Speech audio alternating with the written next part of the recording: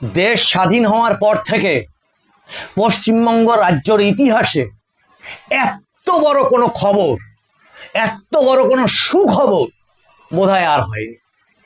ওই যাকে বলে না, যার খাই যার পড়ি তারই ঘরে চুরি করি, অথবা যার শিল যার নোড়া তারই ভাঙি দাঁতের গোড়া, এসব খেলা এবার শেষ, চিরতরে শেষ। আর মানুষের ভাষায় যারা দীর্ঘদিনের দর্শক তারা জানেন, আমরা বলতাম, কারণ আমার অন্যান্য রাজ্যে বিজেপি সরকার কিভাবে চলে সেই জায়গাটায় কিছুটা অভিজ্ঞতা আছে দেখার, এবং তারা যেটা বলে, নরেন্দ্র মোদী সরকার যেটা বলে সেটা করে। আর কোনটা সেইটা, সেই তিনটে ডি। আমি অনেকগুলো এপিসোড করেছি এসআইআর এর সময়, আমি এই নিয়েই কথা বলে গেছি সমানে, বারবার বারবার। ডিটেক্ট, ডিলিট, এবার ডিপোর্ট। এখানে থেকে যাব, এই দেশের খাবো দাবো, সমস্ত কিছু করব, এই দেশের সর্বনাশ করব, করে এই দেশটাকেই নিয়ে চলে যাব। আজ থেকে সে খেলা শেষ। মাননীয় মুখ্যমন্ত্রী শুভেন্দু অধিকারীকে, সমস্ত দেশপ্রেমিক রাষ্ট্রবাদী সমস্ত মানুষের পক্ষ থেকে অসংখ্য অসংখ্য ধন্যবাদ এই সরকারকে, তার সাথে এই সরকারকে, মাননীয় নরেন্দ্র মোদী, দেশের স্বরাষ্ট্রমন্ত্রী সহ সমস্ত ক্যাবিনেট, তাদের সকলকে অসংখ্য ধন্যবাদ। কিন্তু এই জায়গাটা কি করে তৈরি হলো, তার কারণ, সেই কারণটা আর কেন সেইটা প্রয়োজন, সেটা এই এপিসোডে আপনাদেরকে বলছি, যেটা শুনলে চমকে উঠবেন। নমস্কার, মানুষের ভাষায় আপনাদের সকলকে স্বাগত। আমি প্রবীর রায়চৌধুরী আপনাদের সাথে। বিভিন্ন জায়গাতে বিভিন্ন রকম প্রেস কনফারেন্স এর বিভিন্ন মানুষের এখন যে সমস্ত প্রোগ্রামগুলো চলছে সেগুলো অ্যাটেন্ড করে আপনাদের সামনে আজকে এপিসোডগুলো নিয়ে আসতে একটু দেরি হয়ে গেল, তার জন্য মার্জনা চাইছি। ঘটনা হচ্ছে, এসআইআর নিয়ে এত জ্বালা যন্ত্রণা কাদের ছিল সেটা নিশ্চয়ই জানেন। এসআইআর এ মৃত, ডুপ্লিকেট এগুলো তো ছেড়েই দিন, তারপর যেগুলো বাদ পড়লো, আর অনেকেরই সন্দেহ, তার সাথে আমাদেরও সন্দেহ, ওই ভোটার তালিকাতে নামই নেই, এরকমটাও অসংখ্য ছড়িয়ে আছে গ্রামে গ্রামাঞ্চলে। কোথাও যেতে হবে না, একটু দক্ষিণবঙ্গের জেলাগুলো, আমাকে একজন উত্তরবঙ্গের দর্শক অনেকে বলেছেন যে আপনি উত্তরবঙ্গের জেলাগুলো নিয়ে বলেন না। তার কারণ, ঘটনা হচ্ছে দক্ষিণবঙ্গের এই সমস্ত জেলাগুলো হচ্ছে এই সন্ত্রাসবাদের রাজধানী। আর অনেকে ভাবেন আমি দেশের সীমান্ত, দেশের সুরক্ষা, সমস্ত এপিসোডে এগুলোই বলে যাই। কেউ কেউ লিখেও ফেলেন যে একই কথা বলছেন, বোরিং লাগছে, কিচ্ছু করার নেই। শুধু দর্শকবৃন্দ, আমি ওটা থেকে বিরত হতে পারবো না, আমি ওটাই বলে যাব। দেশের সুরক্ষা, পশ্চিমবঙ্গের সীমান্ত সেখানে কত বড় ভূমিকা রাখে সেটা প্রমাণ হয়ে গেছে। এই সরকার যখন ক্ষমতায় এসেছে, তার প্রথম ক্যাবিনেটের প্রথম ডিসিশন ছিল আগে তার কাঁটা দাও। 100 কিলোমিটার যেভাবে ফেলে রেখে দিয়েছিল ওই সন্ত্রাসবাদী, জিহাদি, জামাতি মদতপুষ্ট, পাকিস্তানি মদতপুষ্ট বিদেশি সন্ত্রাসবাদের তোষামত করা একটি সরকার, রাষ্ট্রদ্রোহী, সেই আইনে ওদের বিচার হওয়া উচিত। আমি বহুদিন থেকে আওয়াজ তুলতাম, জয় বাংলা স্লোগান কেন নিষিদ্ধ হবে না, আইন করে বন্ধ করা হোক, ব্যান করা হোক, দাবি জানাচ্ছি ব্যান করা হোক তৃণমূল দলটাকে। রাষ্ট্রদ্রোহী দল, এই দেশের মধ্যে থেকে সমস্ত রকমের রাষ্ট্রদ্রোহিতার কাজগুলো সে করে গেছে। আপনি ভেবে দেখুন, পেহেলগাঁও থেকে শুরু করে সার্জিক্যাল স্ট্রাইক, সমস্ত কিছুতে এদের সন্দেহ। আর আমি একটা বিশেষ ট্রেন্ডের কথা আপনাদেরকে বারবার করে বলতাম, সেই পেহেলগাঁওয়ে কি হয়েছিল, বেছে বেছে হিন্দুদের টার্গেট করে মারা হয়েছিল, ফল হয়েছিল অপারেশন সিন্দুর। 1.5 দিনে খেলা শেষ, লাপালাপি সব শেষ। মাসুদ আজহারের ওই বোমা পড়ার পরে তার ফ্যামিলিটার কি অবস্থা হয়েছে, সেই জায়গাটার ভিডিওটা পারলে এই দেশ বিরোধীরা ফোনের মধ্যে সেভ করে রেখে বারবার করে ঘুরিয়ে ঘুরিয়ে দেখো বাপু, কলা গাছের ভেলা এখনো চড়ার শখ আছে। ওই জন্য শুভেন্দু অধিকারী এখানে মুখ্যমন্ত্রী হয়েছে, বিজেপি সরকার এখানে গঠন হয়েছে। আর ঢাকার রাজপথ কাঁপিয়ে বেড়াচ্ছ, বিশেষত সাতক্ষীরা, খুলনা, এই সমস্ত বাগেরহাট, দেবহাটা, এই সমস্ত জায়গাগুলো কাঁপিয়ে বেড়াচ্ছ। ওদিকে উত্তরমুখও আছো, ওখানে অত জ্বালা যন্ত্রণা কেন সে তো বোঝা যাচ্ছে। তার কারণ বাপ ঠাকুরদা বসে আছে ওপারে, আর তার অন্তত শাখা পোশাকা যেগুলো সব পাঠিয়ে দিয়েছো এপারে। যাও ওখানে গিয়ে যত রকম চুরি চামারি ছেঁচড়ামি, না পারলে দেশের মানুষকে ক্ষতিগ্রস্ত করো, মারো, কাটো, ধরো, সব করো। ওপারে চলে যাও, খাও দাও, সুখে থাকো, জাল ডকুমেন্ট বানাও, টাকা ওপার থেকে চলে আসবে হাওলা হয়ে। আরো কত রকম পদ্ধতি আছে, সেটা তো আপনাদেরকে সিরিজের পর সিরিজ এপিসোড করে আমি জানিয়েছি, স্পেশাল এপিসোডগুলো। শুধু দর্শকবৃন্দ যারা নতুন এসছেন তারা একটু পিছনের এপিসোডগুলো স্ক্রল করে দেখে নেবেন, মানুষের ভাষা টাইপ করে তার ভিডিওস অপশনটাতে ক্লিক করবেন, দেখবেন পরপর পরপর সব এপিসোড আছে। এমনি এমনি জামাতি যাই জেহাদিরা আমাদেরকে হুমকি দেয় না। 4 তারিখের পরে কেটে পিস পিস করবে বলেছিলেন না বাপু, এখনো আছে। ব্যাপার হচ্ছে এসব কথা ছাড়ুন, বিষয়টা হচ্ছে কি, আমি যে ট্রেনটার কথা বলছিলাম, সে বসিরহাট বলুন, সে মোথাবাড়ি বলুন, মালদা বলুন, মুর্শিদাবাদ বলুন, হাওড়া, ধুলাগড়, দেগঙ্গা, যা খুশি বলুন, ট্রেন সেম।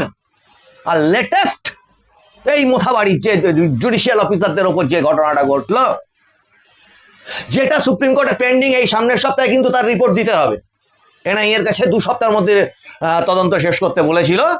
সব বড় বড় নাম অপেক্ষা করে আছে বলে আমাদের কাছে সূত্রের খবর। কটা মামলায় ফাঁসবে বাপু, এ তো কল্পনা করা যাচ্ছে না। আমি আগের এপিসোডটায় বলেছি পৃথিবীর বৃহত্তম কেলেঙ্কারি দেখতে চলেছে পৃথিবী। এই রাজ্যের ক্ষেত্রে শুধু না, সারা পৃথিবীর ক্ষেত্রে হয়তো বৃহত্তম হয়ে যাবে, কোটি কোটি কোটি কোটি করে ফুরবে না, এতটাই সেই বড় আর বৃহত্তম আর নৃশংস আর নোংরা তো ছেড়েই। ট্রেন্ড কি?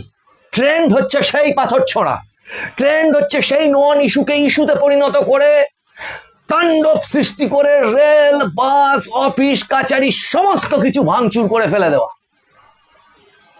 এবং এমন একটা অরাজক পরিস্থিতি তৈরি করা, বাইক বাহিনী নিয়ে ঘোড়া, আগের এপিসোডগুলোতে সব বলেছি এগুলো স্টাইলগুলো, এই করে দেশের মানুষের হাঁসফাঁস অবস্থা তৈরি করে দাও।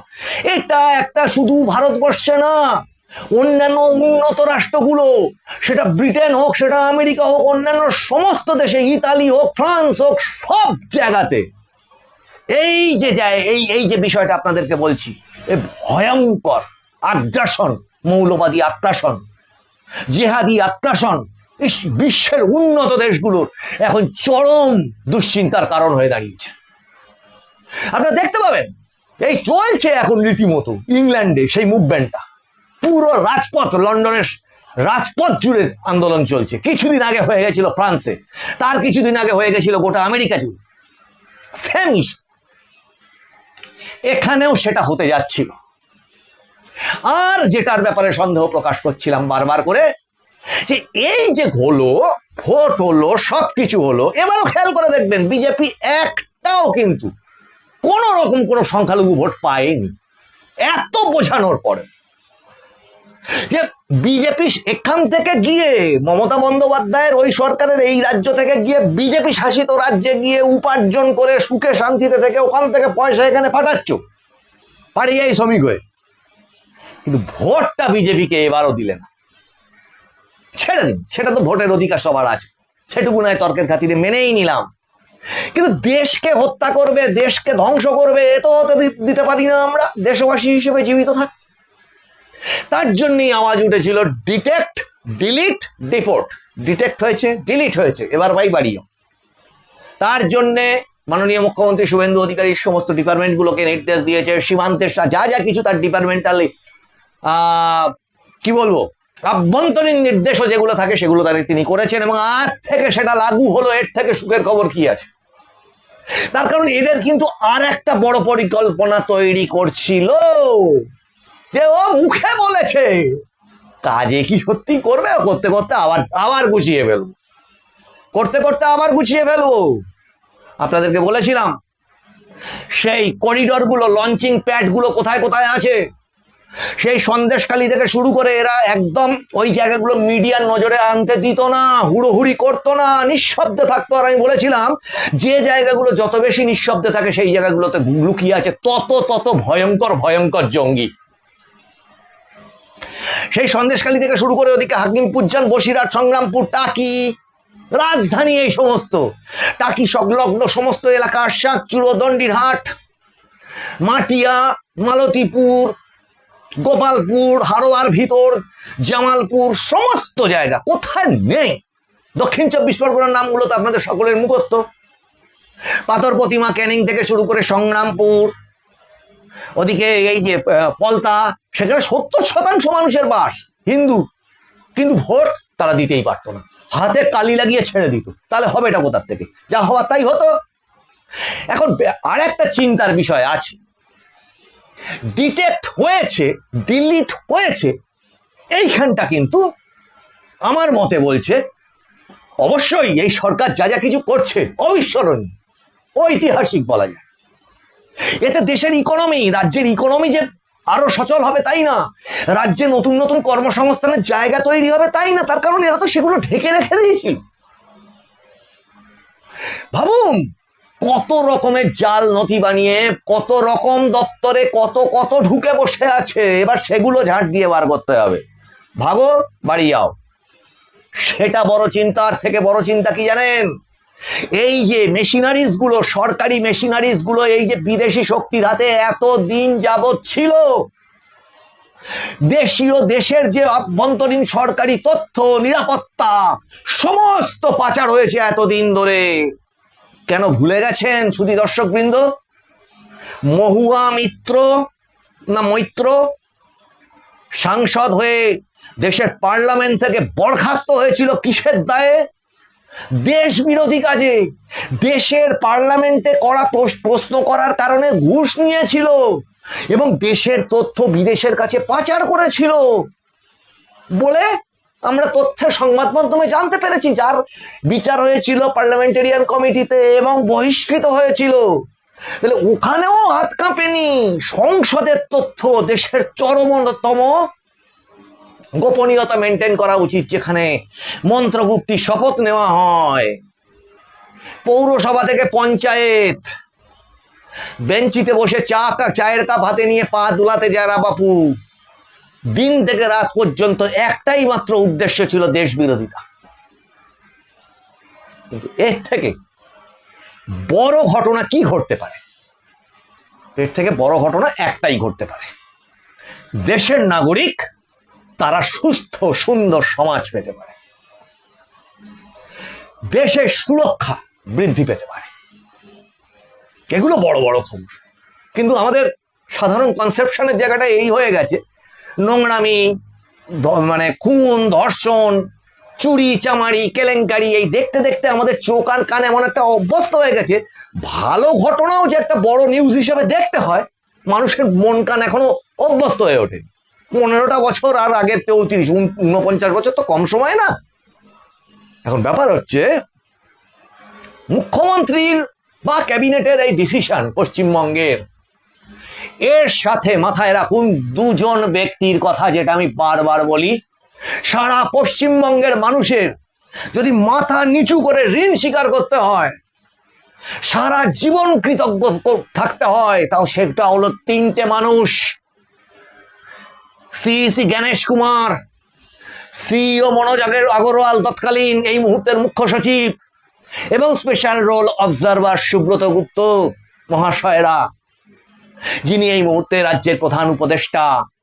এদের কাছে বাঙালি এই জাতি হিসেবে উত্তরণের, রক্ষা পাওয়ার ঋণ কোনোদিন শোধ হবে না। এই 3টে মানুষের যে কর্মদক্ষতা, সেই কর্মদক্ষতা কাজে লাগানোর জন্যেই, কারণ দূরদর্শী বিজেপি সরকার তারা জানতো এই 3টে মানুষের মধ্যে এই 2টো মানুষ যারা রাজ্যে বসে থেকে, আমি বারবার বলতাম না, রাজ্যে টুল পেতে বসে থেকে নির্বাচন কমিশন এই তথ্যটা জোগাড় করেছে দেশের নিরাপত্তার কারণে। আর আমাদের দেশের জাতীয় নিরাপত্তা উপদেষ্টার নামটি হচ্ছে অজিত দোভাল, কিংবদন্তি মানুষ। এগুলো ভুললে চলবে না যে এখন ওখানে দিল্লিতে আছে, আমাদের রাজ্যের কিছু হবে না, এখন গোটাটাই কেন্দ্রীয় সরকার, রাজ্য সরকার সবটাই সমান। নেশন ফার্স্ট এই নীতিতে চলা। তাই যে আন্ডারওয়ার্ল্ড অর্থনীতি ভেঙে চুরমার হয়েছে, আবার বলছি, ওপরে যে অর্থনীতিটা চলে এবং দুষ্কৃতী সমাজে যে অর্থনীতিটা চালু করেছিল আন্ডারওয়ার্ল্ড অর্থনীতি, সেই অর্থনীতি ভেঙে চুরমার হয়েছে। এবার এই ডিটেক্ট ডিলিট হয়েছে, কিন্তু আরো ডিটেকশনের প্রয়োজন সেই জায়গাতে যারা কিনা, যাদের নাম কিনা এই সমস্ত আমাদের যে তথ্য ভান্ডার সেই জায়গাগুলোতেই নেই, তাদের ডিপোর্টটা নিশ্চিত। দেশে রেখে জঞ্জাল তৈরি এই সরকার করবে না। শুধু দর্শকবৃন্দ, এত বড় খবরটা আপনাদের কেমন লাগলো?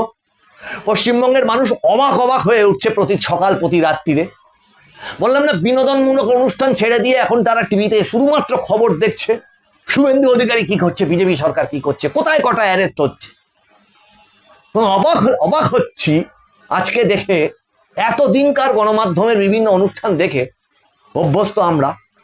একটি ঘন্টা ধরে, মানে একটি লিডিং চ্যানেল একটি ঘন্টা ধরে অনুষ্ঠান করলো, শুধু ফুরোচ্ছে না, অ্যারেস্টের পর অ্যারেস্ট, অ্যারেস্টের পর অ্যারেস্ট, কোথাও তোলাবাজি, কোথাও অমুক, কোথাও তমুক। সেই সংখ্যাটা কিন্তু এবার আরো বাড়তে চলেছে। যে খোলা ছুট আজকে মুখ্যমন্ত্রী দিলেন তা অনবদ্য। শুধু দর্শকবৃন্দ, আপনারা একটু লাইক করুন, শেয়ার করুন, সাবস্ক্রাইবটা করতে ভুলবেন না। আরো অনেক ইম্পর্টেন্ট জিনিস তো পশ্চিমবঙ্গে ঘটতে চলেইছে, অভিনব অভিনব অভূতপূর্ব।